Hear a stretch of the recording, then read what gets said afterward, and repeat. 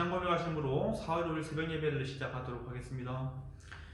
전능한 사천주를 만드신 하나님 아버지를 내가 믿사오며 그 외아들 우리 주 예수 그리스도를 믿사오니 이는 성령으로 잉태하사 동정녀 마리아에게 나시고 본디오 빌라도에게 고난을 받으사 십자가에 못 박혀 죽으시고 장사한 지 사흘 만에 죽은 자 가운데에서 다시 살아나시며 하늘에 오르사 전능하신 하나님 우편에 앉아 계시다가 저리로서 산자와 죽은 자를 심판하러 오시리라.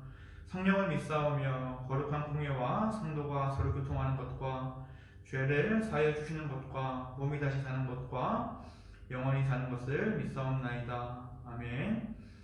하나님 아버지 감사합니다. 또 우리에게 새로운 하루를 허락하여 주시옵시고 오늘 하루 살아갈 때에도 우리의 힘과 능을 의지하는 것이 아니라 온전히 주님의 말씀을 의지하며 주님에게 동행할 수 있도록 아버지 함께하여 주시옵소서.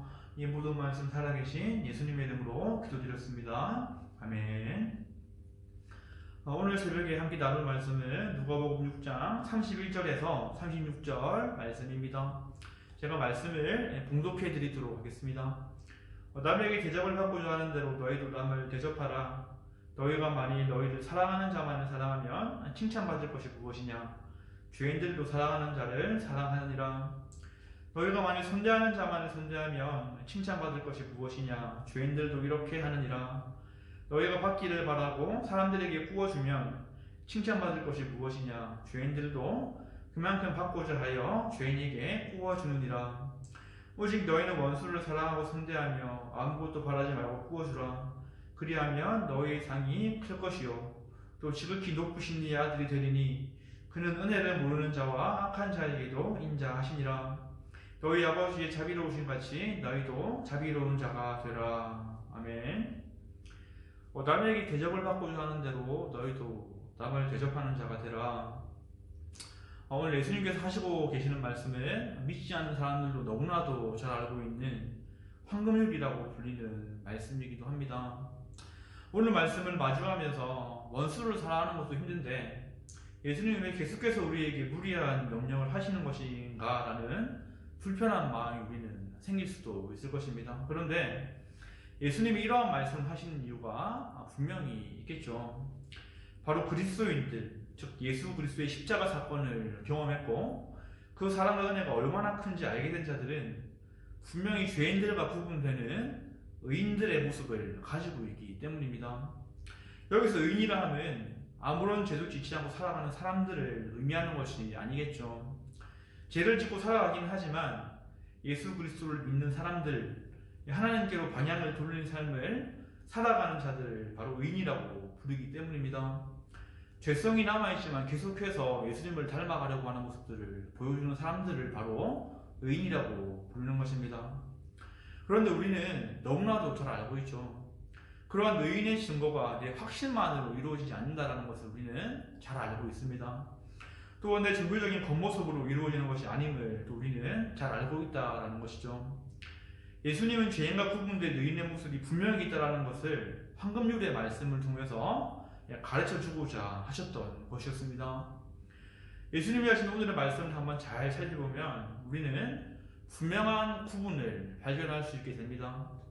바로 예수님이 이렇게 말씀하시죠. 너희라는 말과 죄인들이라는 말을 통하여서 분명한 구분을 짓고 계시다라는 것입니다. 예수님이 말씀하시고 있는 의인의 특징이 무엇인지 우리는 그러면 발견할 수 있게 되죠. 여러 가지가 있는데 바로 이러한 것들이 있습니다. 내 자신을 사랑해 주는 것에 상관도 없이 사랑을 베푸는 자가 바로 의인이다라고 우리 주님께서는 말씀을 해주시고 계십니다. 그리고 내가 돕고 싶은 사람만을 골라서 돕는 것이 아니라 동일하게 도움을 베푸는 자가 바로 의인이다라고 우리 주님은 말씀하고 있다는 것이죠. 또한 남에게 도움을 베풀 때에 어떠한 보상을 바라는 것이 아니라 순전한 마음으로 돕는 자가 바로 의인이다라고 주님은 계속해서 설명을 하고 있습니다. 예수님은 분명히 이러한 모습을 가진 자들이 죄인과는 구분되는 의인인 것을 분명하게 하고 계시다라는 것이죠. 그렇게 우리는 오늘 새벽 말씀을 통해서 예수님이 도전하시는 말씀을 통해서 내가 정말로 하나님의 사랑에 기초로 한 섬김과 사랑을 베풀고 있는 자인지 한번 점검을 해보게 됩니다. 내가 베푸는 사랑이 내가 사랑하는 사람에게로만 한정되어 있다든지, 그리고 나를 사랑해주는 사람에게만 향하고 있다면 그것이 어쩌면 가짜 사랑의 모습일 수도 있기 때문입니다. 바로 하나님을 근거로 한 사랑이 아니라 인간적인 사랑의 모습이 될 수도 있다라는 것이죠. 그렇게 우리는 이러한 모습이 있다면 더 나아가서 바로 내가 혹시나 의인이 아닐 수도 있다라는 증거가 된다는 것을 우리는 한 번 더 의심해 보아야 한다라는 것입니다. 예수님은 이러한 의인의 증거에 대해서 말씀하시면서 다시 원수 사랑에 대한 말씀으로 돌아오시는 것을 우리는 발견하죠. 35절에서 예수님이 이렇게 말씀하십니다. 오직 너희는 원수를 사랑하고 선대하며 아무것도 바라지 말고 꾸어주라 라고 말씀을 하고 있습니다. 여기에 대한 이유를 또 밝히고 계시죠. 35절 하반절에서 예수님은 이렇게 말씀을 하고 있습니다. 그는 은혜를 모르는 자와 악한 자에게도 인자하시니라. 아멘. 의인된 자가 그렇게 이제 행해야 하는 이유는 바로 이것이죠. 하나님 아버지께서 은혜를 모르는 자와 악한 자에게도 인자를 베푸시는 분이시기 때문이란 것입니다. 원수를 사랑하라는 말씀에서 살펴본 바와 같이 먼저 우리가 은혜를 모르는 자리에 있었던 사람들이었고 악한 자리에 시물해 있던 영혼들이었습니다. 그런데 하나님 아버지께서는 그러한 우리를 선택해 주시고 구원의 은혜를 선물해 주셨다라는 것이죠. 그 은혜를 알게 되고 구원을 받게 된 자라면 그런 아버지를 닮아가야 한다라고 우리 주님께서는 말씀하고 계신 것입니다.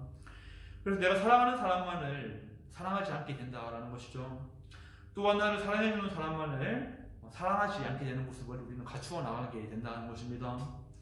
또한 상대방에게 사랑을 베풀 때에 우리는 어떠한 대가를 바라는 것이 아니라 아무런 조건 없는 사랑을 베풀어주는 모습으로 성장을 해 나가게 되는 것입니다. 자기가 보면 내가 하나님께 그런 사랑을 받은 자인 것을 너무나도 우리는 잘 알게 되었기 때문이고 그 은혜가 얼마나 큰지 경험한 자들이 되었기 때문입니다. 여기에 대해서 예수님은 마지막 36절의 말씀을 통해서 더 구체적으로 설명을 하고 있습니다. 바로 우리는 아버지라는 단어를 한번 주목을 해볼 필요가 있겠죠. 예수님은 부모 자녀와의 관계를 비유해서 지금 말씀을 하고자 하신 것입니다. 전 나이가 들면서 한 가지 알게 된 사실이 있습니다. 물론 저보다 연륜이 많으신 성도님들이 여기에 대해서 분명하게 더 잘 아시겠죠. 바로 자녀들은 부모님을 닮아가는 모습을 가지고 있다는 것입니다. 그것이 좋은 모습이든지 좋지 않은 모습이든지 자녀들은 부모님을 닮아간다라는 것이죠. 그렇다면 의인의 신분을 가지고 있는 이제 우리라면 하나님 아버지의 자녀가 된 우리는 어떠해야 하는가라는 질문을 우리 스스로 한번 자문을 해봐야 합니다.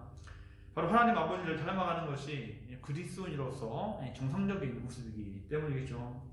하나님 아버지가 자비하신 것 같이 우리도 자비의 모습을 갖추어 나갈 수밖에 없게 되는 것이 바로 의인된 자의 모습일 것이기 때문입니다.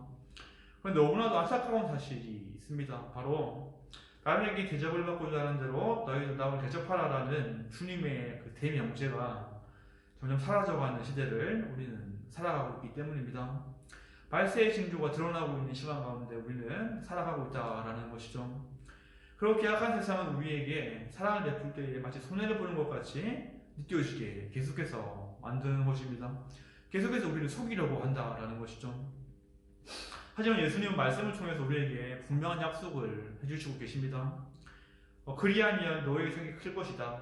또 지극히 높으신 이 아들이 될 것이다 라고 우리 주님께서는 분명한 축복의 말씀을 약속해 주시고 계시다라는 것입니다. 어떻게 보면 이것보다 더 큰 축복은 없다라는 것이죠. 성경은 말세에 점점 사랑이 식어져 갈 것이라고 말씀을 하고 있다라고 우리는 방금 살펴보았습니다. 그러나 우리는 이러한 예수님의 말씀을 기억하면서 의인의 삶을 살아내는 모두가 되어야 할 것입니다. 우리가 믿는 하나님 아버지가 자비하신 것처럼 자비를 베풀며 우리가 믿는 하나님 아버지가 사랑이 넘치는 것처럼 우리는 사랑을 베풀며 살아가야 한다는 것이죠. 세상은 그게 틀렸다고 할지라도 그러한 거짓에 속지 않으면서 계속해서 주님의 길을 따라가는 것이 바로 우리의 본분이기 때문입니다. 오늘 말씀을 맺도록 하겠습니다. 오늘 예수님이 말씀하신 상급률에 대한 말씀을 한번 나눠보았습니다. 이러한 실천은 그저 율법적인 행위가 아니라 의인이냐 죄인이냐는 분기점에 놓인 말씀이었던 것이죠. 구원을 경험한 자가 되었다면 아버지의 사랑과 은혜를 받은 자로서 그 사랑을 베풀며 살아가는 자가 되어야 할 것입니다. 그것이 내 십자가를 지으며 살아가는 모습이고 좁은 문을 향해서 걸어가는 구원받은 자의 모습이 분명한 것이기 때문이겠죠. 바로 주님께서는 그 마지막 관문이 구원이라고 우리에게 분명히 약속을 해주셨습니다. 남에게 대접을 받고자 하는 대로 너희도 대접하라. 우리도 오늘 주님께서 그 말씀하신 그 사랑의 대명제 앞에서 정말 세상은 계속해서 우리를 사랑하지 못하게 만들지만 우리는 그 주님의 사랑을 기억하면서 빛과 사랑의 모습으로 살아가는 모든 분들이 되기를 바라겠습니다. 그러한 모습으로 주님이 오실 날을 우리가 기대하면서 이 마지막 시대에 낭망하는 것이 아니라 올바른 의인으로 살아가는 모든 분들이 되기를 주님의 이름으로 축원하겠습니다. 기도하겠습니다.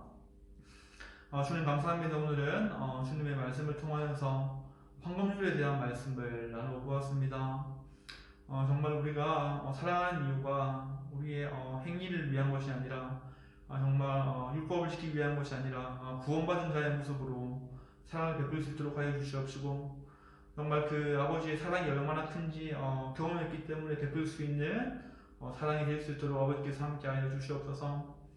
정말 주님께서 그러한 사랑을 베풀며 살아갈 때에 정말 주님의 마음을 시원케 할 수 있도록 하여 주시옵시고 오늘 하루 살아갈 때에도 정말 주님께서 사랑할 수 있는 상황과 환경을 허락해 주실 때에 우리가 주저하는 것이 아니라 용기를 내어서 주님의 사랑을 칭찬할 수 있도록 주님께서 함께하여 주시옵소서. 이 모든 말씀 살아계신 예수님의 이름으로 기도드렸습니다. 아멘. 주기도문으로 예배를 마치도록 하겠습니다. 하늘에 계신 우리 아버지여, 이름이 거룩히 여김을 받으시오며 나라가 임하시오며 뜻이 하늘에서 이루어진 것 같이 땅에서도 이루어지이다.